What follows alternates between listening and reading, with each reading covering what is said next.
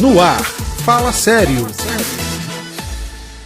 Fala galera, eu sou o Pedro Loureiro, você já me conhece dos outros podcasts aqui, sabe? Estamos aqui hoje para mais um podcast Fala Sério Debate e hoje, com um tema muito interessante, falando sobre a criação. Para conversar comigo sobre esse tema, os dois jovens da nossa igreja trabalham aqui na intercessão, a Aline e o Atisson. Aline, fala um pouquinho sobre você, sobre seu trabalho aqui na igreja. Oi galera, tudo bem? Falando um pouquinho a respeito do que eu faço aqui na juventude, eu trabalho junto com o pessoal da intercessão, com o time, a gente ora por algumas instâncias aqui da igreja, da juventude, junto com o time também do evangelismo, nós fazemos algumas atividades, a gente visita asilos, visita orfanatos, fazemos a entrega de comida nas ruas para moradores de ruas e através disso nós levamos o evangelho a essas pessoas, apresentamos a Cristo. Atisson. Fala aí galera, mais uma vez aqui. Bom, eu também sou da galera da intercessão, assim como a Aline também. E basicamente o nosso trabalho aqui é orar até ver fogo caindo do céu. A gente está sempre aqui orando pelas coisas dos propósitos da juventude. E enfim, a gente está sempre junto aqui tentando somar cada vez mais com a juventude. E vamos estar aqui mais um dia também, tentando somar com vocês. Eu acho que uma das grandes perguntas, eu acho que todo mundo já se fez, ainda mais quando você é criança e faz muito isso, pergunta para os pais. De onde eu vim? Como que eu vim parar aqui? E aí os pais ficam naquela, talvez você que está em casa aí já perguntou pro teu pai, de onde eu vim quando você era criança?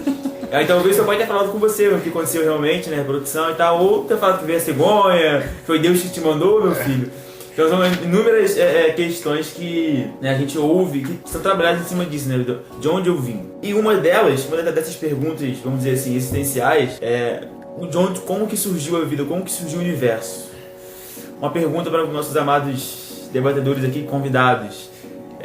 Como que surgiu o universo? Nós fomos criados ou foi algo espontâneo, como se diz aí? Bom, nós temos a fé, nós temos a Bíblia, que é a nossa base. Nós cremos que nós fomos criados por Deus, através ali do que foi escrito no início de Gênesis.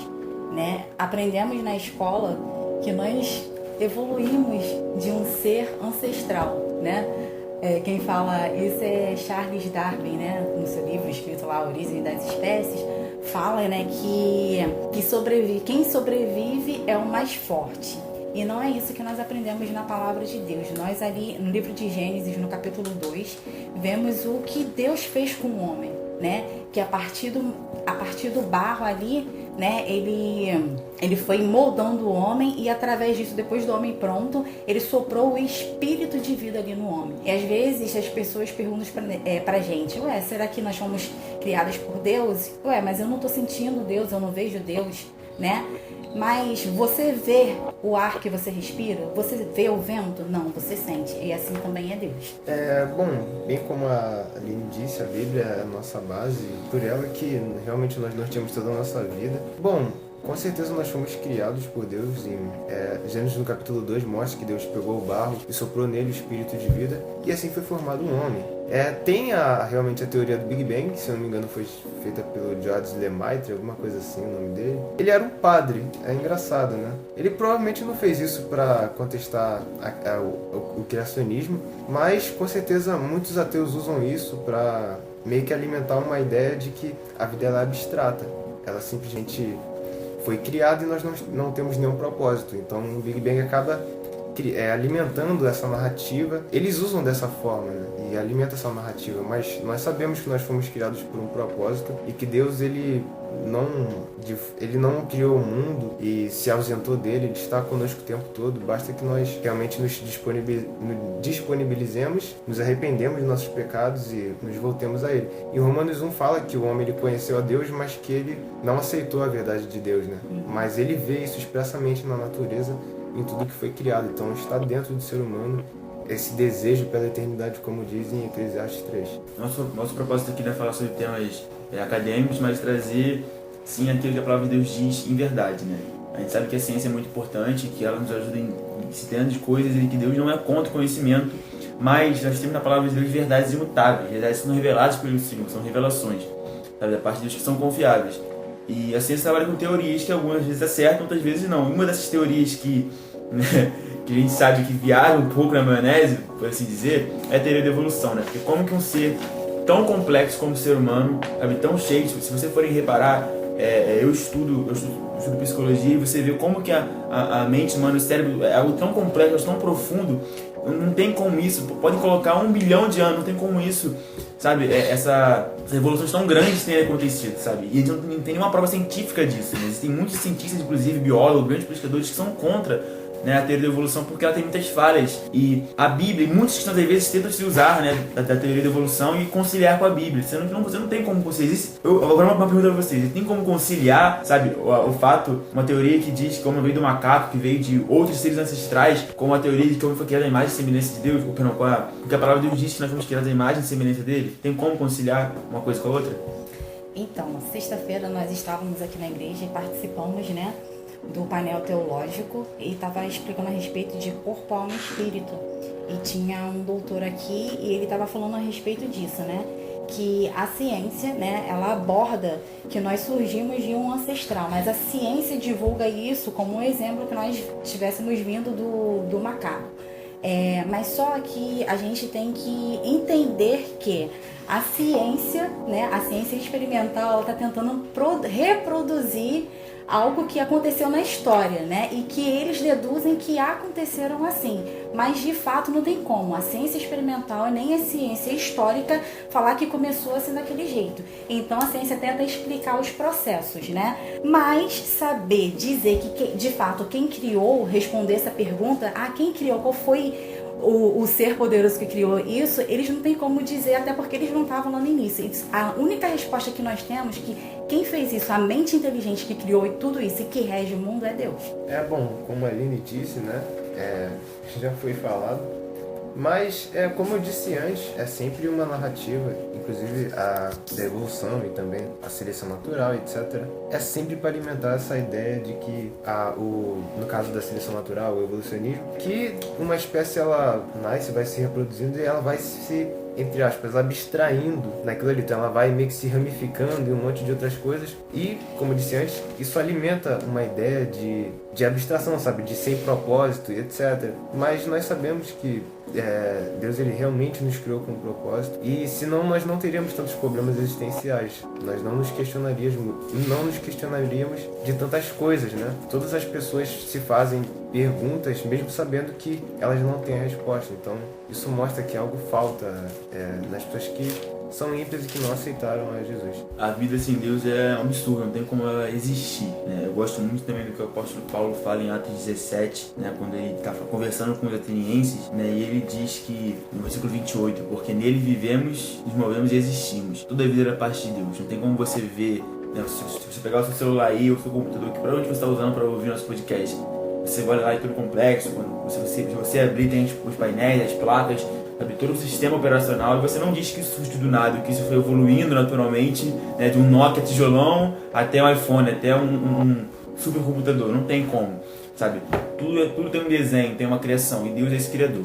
Agora, uma pergunta para vocês, que eu acho que pode gerar dúvida, né, para os leitores. Lá em Gênesis 1, né, mostra Deus criando o mundo, Gênesis 1, né, no princípio, criou Deus os céus e a terra, tudo, e aí Deus cria todos os animais a partir da sua palavra. Ele fala, haja animais nas águas, nos céus, na terra, né? Tudo no haja luz. Mas quando chega o ser humano, né, diz a Bíblia no versículo 26, assim, disse Deus, façamos o homem a nossa imagem, conforme a nossa semelhança, e que eles tenham domínio sobre os peixes do mar, sobre as aves do céu, sobre o gado, e sobre toda a terra, e sobre toda coisa rastejante que hasteja sobre a terra. Assim Deus criou o homem em sua própria imagem, a imagem de Deus o criou, macho e fêmea. Como que essa afirmação de que nós temos que trazer a imagem e semelhança de Deus, como que ela impacta a nossa vida, como que nós devemos nos guiar por ela? Através dessa pergunta, né, nós sermos feitos à imagem e semelhança de Deus, aí está revelando a nossa identidade, né, que é a questão de tudo. Hoje nós vemos as pessoas se questionando muito quem eu sou, e você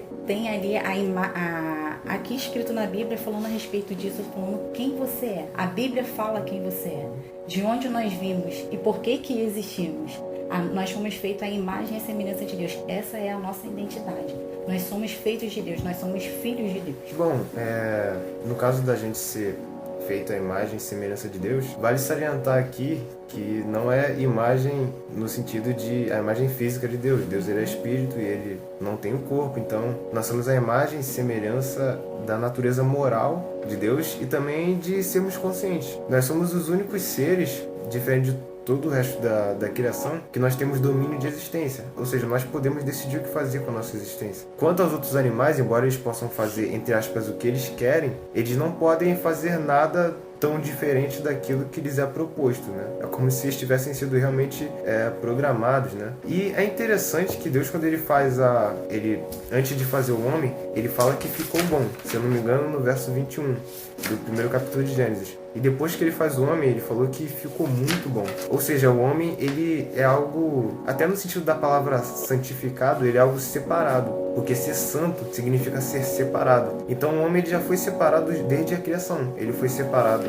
da criação, meio que exclusivo para Deus, né? E você vê que o que hoje Deus faz é separar o homem de outros homens. Ou seja, ele santifica o homem do meio de outros homens ímpios, e não mais o homem da criação. Mas nós sempre realmente somos a coroa da criação de Deus, realmente. E temos nosso domínio de existência. Então nós compartilhamos de Deus a natureza moral que ele tem, ou seja, nós sabemos o que é justiça, todo o conceito de amor e etc. Coisas que os animais não têm, uma natureza moral.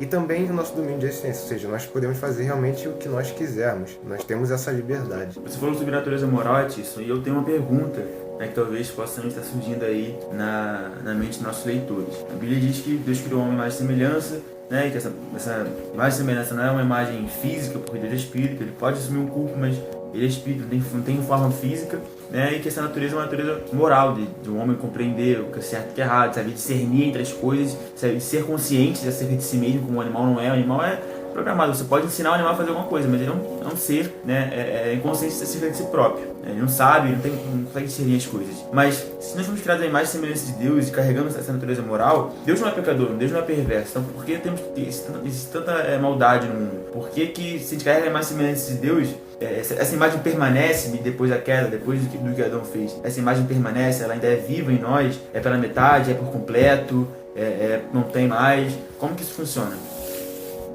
Quando entrou o pecado no mundo, né, acabou que essa imagem moral que nós tínhamos acabou se rompendo entre o homem e Deus, né? Essa comunhão que você tinha. Essa imagem pode ser ligada através do Espírito quando nós nos religamos ao Pai, quando nós o aceitamos como Salvador e Senhor das nossas vidas, né? Porque quando o homem pecou, é como se o corpo e a alma do homem só existissem e o seu espírito ali estivesse morto.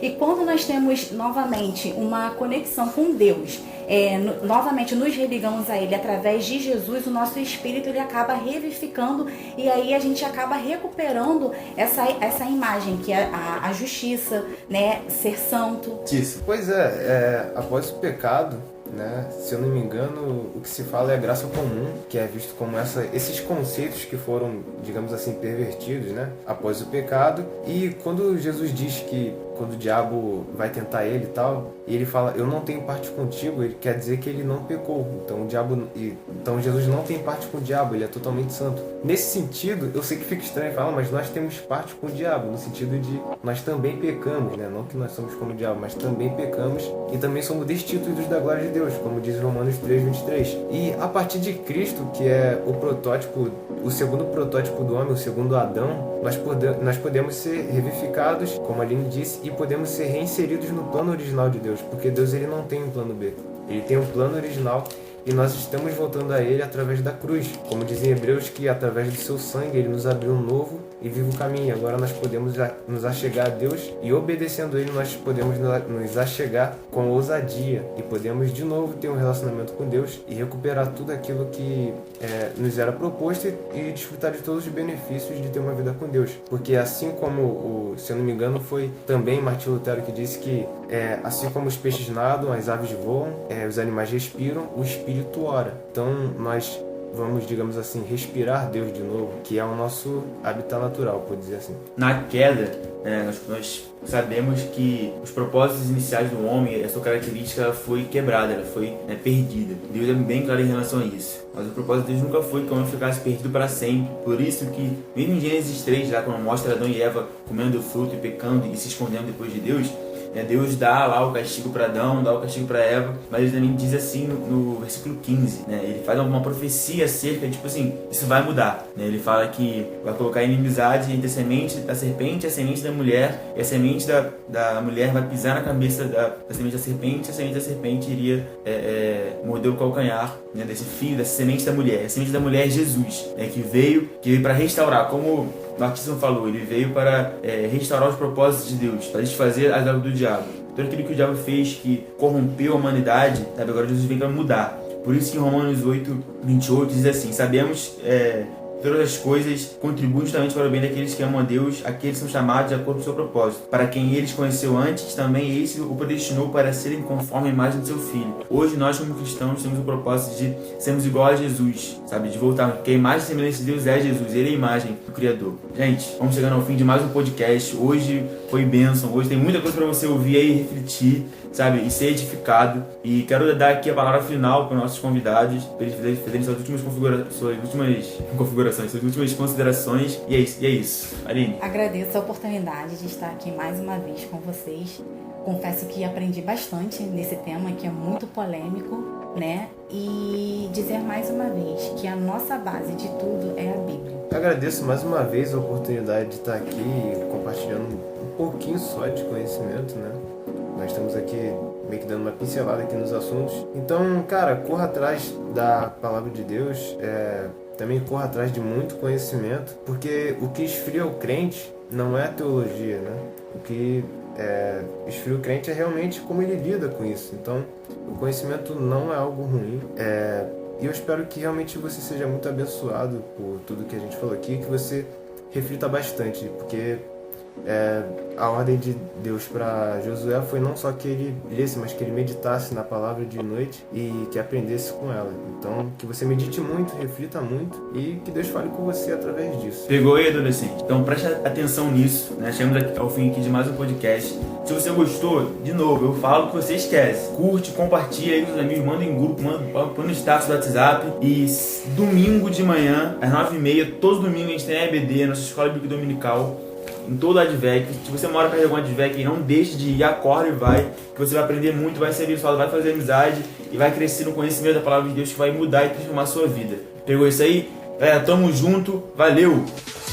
Você ouviu Fala Sério, um programa da Escola Bíblica Dominical da Assembleia de Deus Vitória em Cristo.